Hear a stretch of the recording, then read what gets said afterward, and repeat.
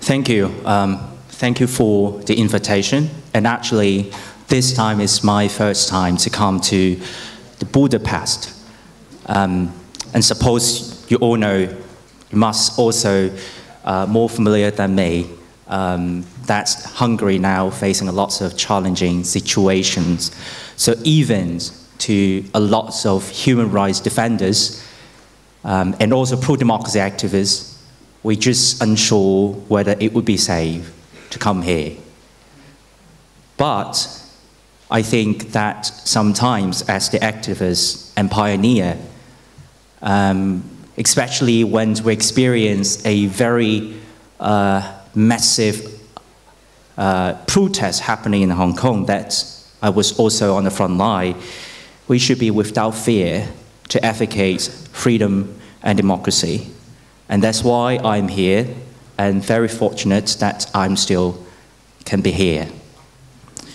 I cannot conclude after a few days, but hopefully that I would be still, genuinely safe, and I could also give lots of messages to my fellow men, to my compatriots that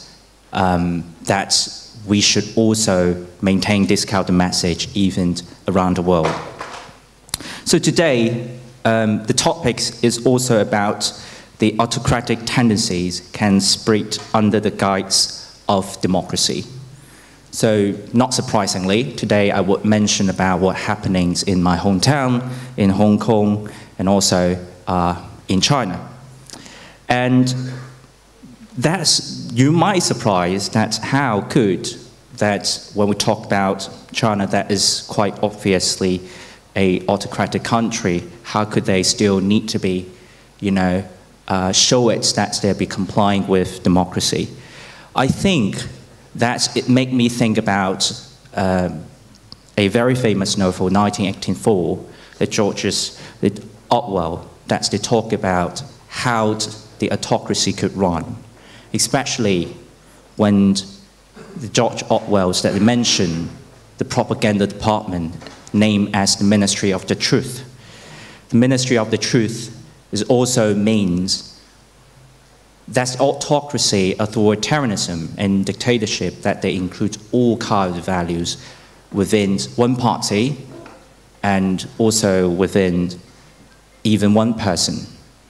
So based on the European experience, when we think about the World War II, when we think about the Nazi regime, and also that's the party, and based on name, that's we could see that it includes all ideology from far left and far right.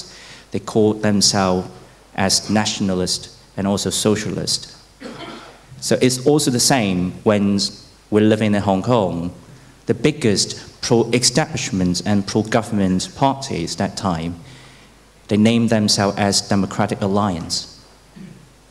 So that is a lot of things that we know that is so absurd. How could they still claim themselves as democracy, but when they run and govern, exactly at the opposite? When we still can see China as the official names of China, is with People's Republic of China, that they mention about people, then they also mention about republic. And this kind of things, that is the issue. They try to connect with the world, with mainstream narrative, that they try to connect, that they could present as in some form of democracy. And when we live in our hometown, as a Hong Kongers, we feel we could have a benefit of doubts to the new master when, after 1997, our sovereignty had been transferred from the UK to China. That's we have a great sense of benefit of doubt to those people in power from Beijing. And bit by bit, we could see that at the end, we need to think about a very core questions, a philosophical questions, that what's the Beijing they propose, one country, two system.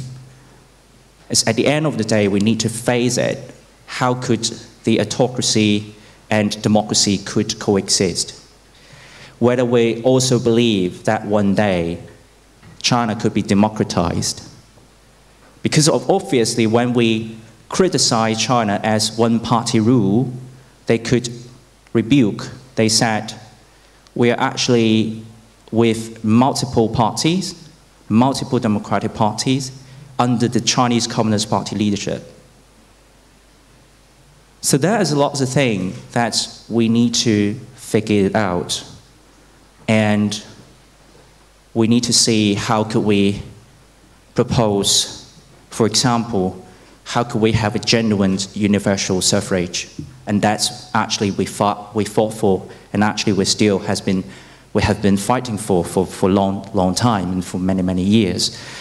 And unfortunately, I feel when all the people, they exhaust all spaces within the system, within the constitution, we try to send our representative for democracy within the legislature, and bit by bit it will have been disqualified, and bit by bit it will have been squeezed out, and bit by bit we're seeing a long process, a very painful process, and bit by bit how could we see our freedom have been enshrined and have been entitled based on the Sino-British Joint Declaration and based on the basic law, the mini constitution within Hong Kong, could lose.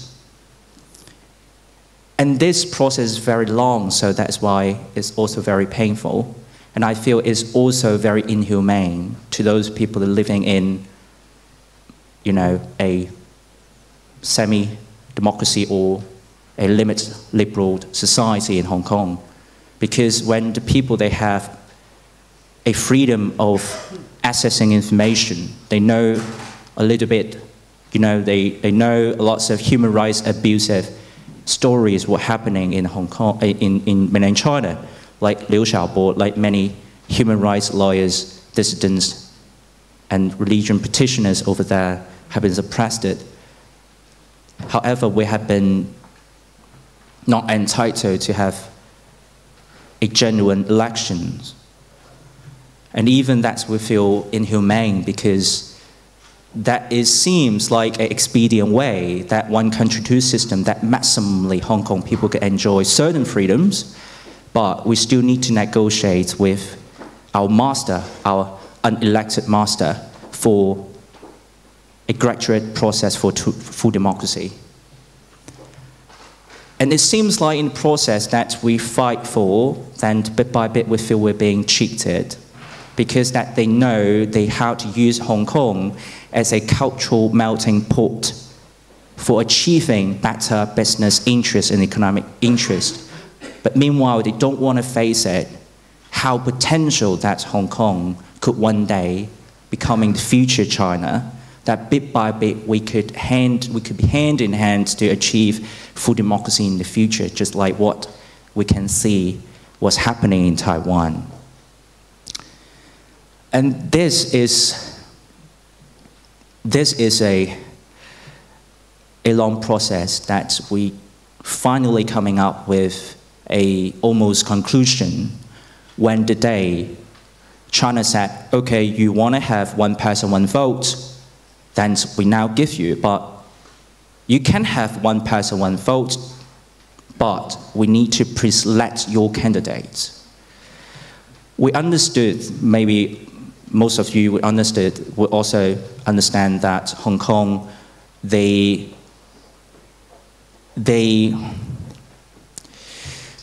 you know, that they cannot grant the democracy, and we understand that we have enjoying a high autonomy previously, but that's also a shortcoming to us, because if we enjoy the autonomy, however, that we cannot engage within the politics of China, and that they could still would say, we are sovereign state and you're only a region, you're only a city, so we pre-select your candidate. So we're still coming to the end and be questions about this. Could one country, two system effectively preserve democracy, and could autocracy and democracy could coexist? And we could see the one country, two system formula have been practicing for about 20 years? And the answer is clear. It's failure. So these kind of things that we understood, that autocracy needs to be a very clear definition. It can't be confused. And that's why when we were on the streets, that we feel very upset, and we feel there's no any other way that we could do. And bit by bit, even any kind of the space within the system, within the constitution, have been exhausted. And the only way for Hong Kong people they could do is go on the street.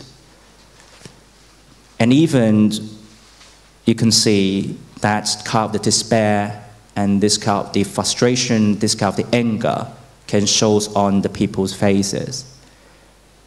And that is what you also can see, that national state security law has been imposed unilaterally from Beijing.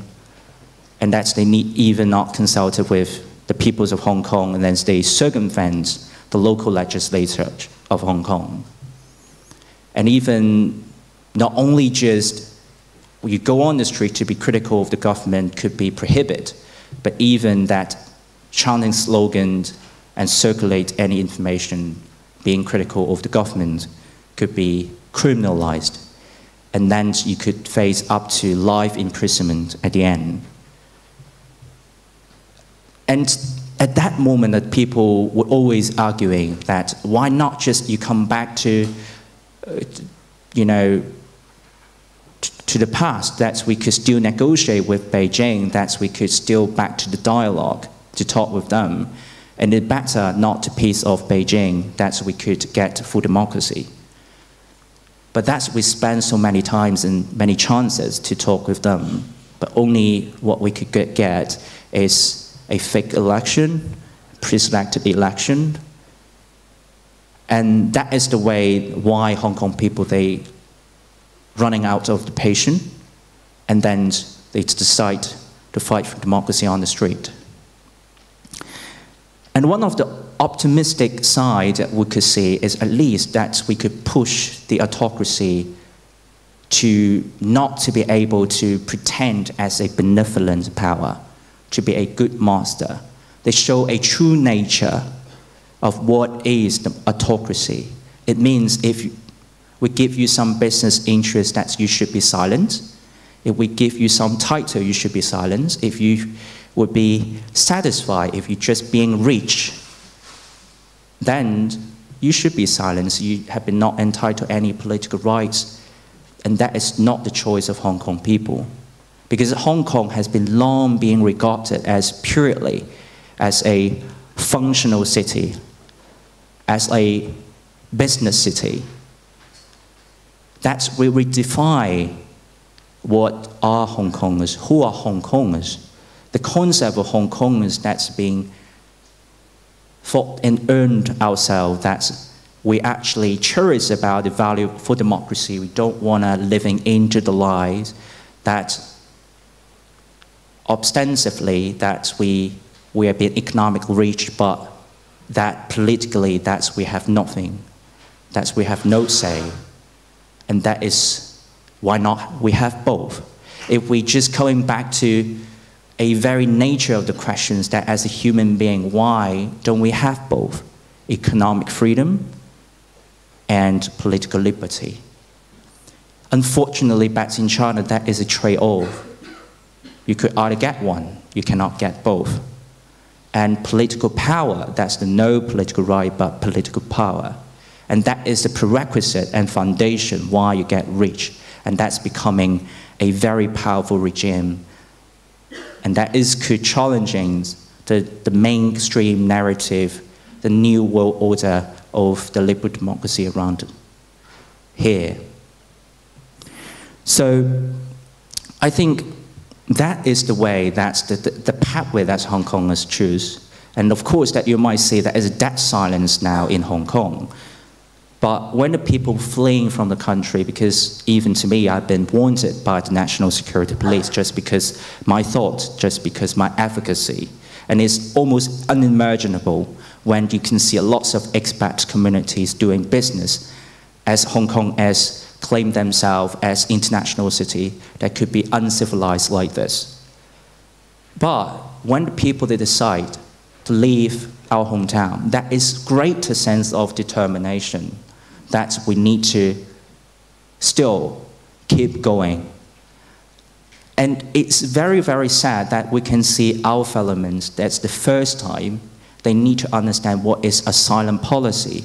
It's very unimaginable decades ago that we received many refugees from Vietnam, that we think that we're resourceful, that we can help many other people, but this time it's coming to us. And the first time as an activist, we need to grant the choice for the people if they want to live for freedom. If they don't want to be persecuted, they still have this kind of the choices.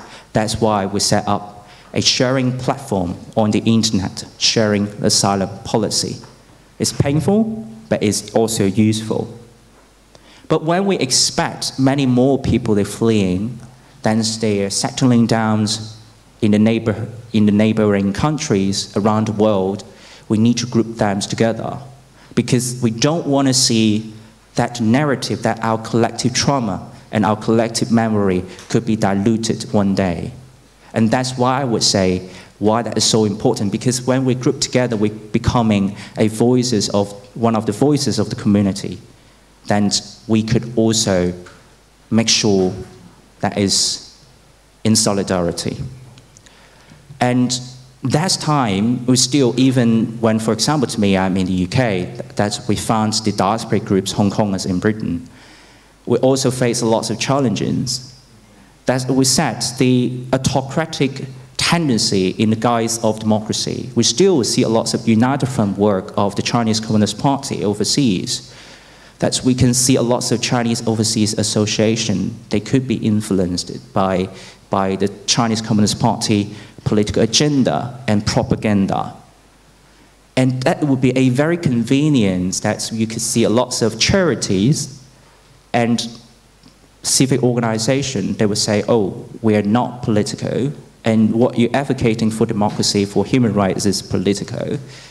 And impartiality and neutrality becoming a very convenient excuse to shy away from any critical issue for human rights. And that is also in the guise of democracy. And also that they will argue if we're living in the democracy, we also need to tolerate that we have a freedom to support dictatorship, to support authoritarianism. So that is kind of the debate that's we're happening as well in the UK, that's we learn how to deal with it. So the message is actually clear that some scholars would say that is resilient autocracy, resilient authoritarianism, because they have been very agile, that they learn how to adapt to the mainstream narrative. When you see back in China, that they spend hundreds of millions of dollars to scholars, sending it overseas and setting up Confucius Institutes.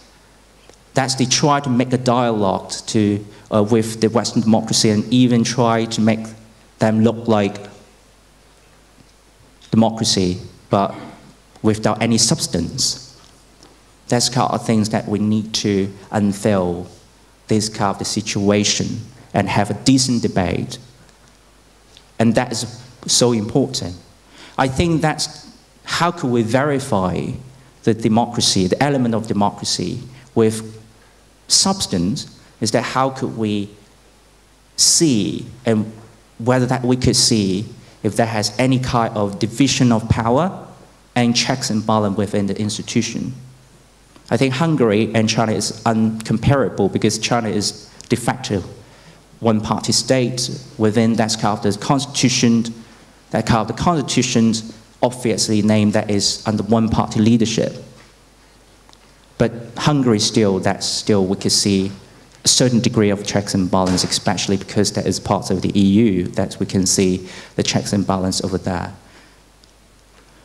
So these kind of things I feel is very important that today when we see lots of people, when we learn about the lesson from the history, that's how the Nazi regime had risen from a very vibrant liberal democracy in Weimar Republic. So that's why lots of people that they try to going into the populism, that they try to go into extremism, then hijack the parliament. That is what previously Hitler did. But that is different context what's happening in China, because usually those activists, they are in the radical side, that usually they need to appeal to the people. And that's why, that's in the context of China, how effective the United Front work for the Chinese communist officials is that they need not to win the game because they're already a winner. If that is relations between just the people and the government, we need to be more radical because we need to change the status quo. And that's why the United Front work, they could be so successful, because they need not to absolutely get you on their side, to be friendly with you, because they have lots of resource. They just request you not to be at the opposition against the Chinese Communist Party. And the bar is so low.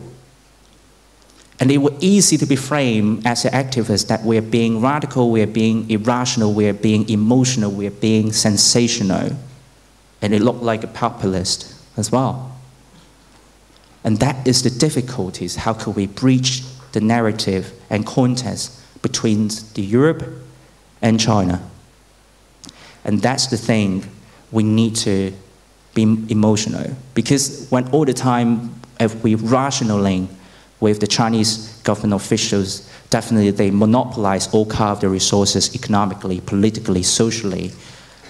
That if we could be rational, we should cooperate with them. That Hong Kong people, they are stupid. Why they just going on the street? Why not to be obedient? You know, that they could get what they want, they could get rich or something. But if we have this kind of belief, every time we watch news, that some kind of the people, they're from Beijing, say this, say that, and they're not elected, and we feel we are subordinate, we're not people. And we see lots of absurdity happening, and we see lots of very, very tragic story happening in China, like Liu Xiaobo, like many other people, they die in prison. We could not tolerate, we cannot move on, because it's so miserable that even anyone, they could be legalized, that imprisonment, that injustice. That's, if you see someone that's, you know, like they do something immoral, that you could, you know, that might be individual behavior. But how about that state behavior, legalized it and shrinked it within the constitution? And that's so dangerous. That's why we need to change. And that's why we set up the diaspora and keep going forward. And when we set up the diaspora, bit by bit, we're self-help, we're self-reliant because we set up diaspora groups, and bit by bit we're self-empower. When we're coming into the UK, the most very interesting thing that we're coming over there, we're being entitled to get votes, we know how to practice democracy, and bit by bit we could be self-empowered. And when we self-empower in some way, it's very, very interesting that when Hong Kong be regarded as the last colony of the British Empire, but the way that Hong Kong people to achieve democracy and to decolonize themselves is coming and going to the UK. But that is not the end. That's the issue haven't been solved, because our hometown, where we're from, the injustice is still massive over there. Our lots of fellows that they ask for democracy and freedom now in jail. I'm just thinking about what they're doing. Are they breathing? In this second, every minute is full and filled with injustice. And that's what we cannot tolerate. And that is something in the future we need to engage global politics, we need to engage every the policy, the community affairs within any kind of the countries we're living in, will bit by bit also, one of the ways that we could reconnect all Hong Kongers around the world is by election, is by vote, is by this kind of the value of democracy and freedom. So that's why some of the activists, and even I agree, is to advocate a new kind of the parliaments of Hong Kong that could be set up, even that is without real power, even that is even not governmental organization, it's civic organization. But this practice of voting could connect people together. And this would be a new checks and balance have been set up. Because one country system, when we witness it collapse, then that's the checks and balance have been collapsed. And that is some unstable situation is happening. And now the front lines move from Hong Kong to Taiwan. So we see lots of military conflict and tension happening over there. And one of the ways that we need to rebuild the checks and balance is Hong Kong diaspora still need to be on the front line, at least in Asia, and now becoming a globe, a world, that we to contain this kind of the assertive authoritarianism and expanding dictatorship. And that is the future, and I hope that we have a clear eyes to see this future. Thank you.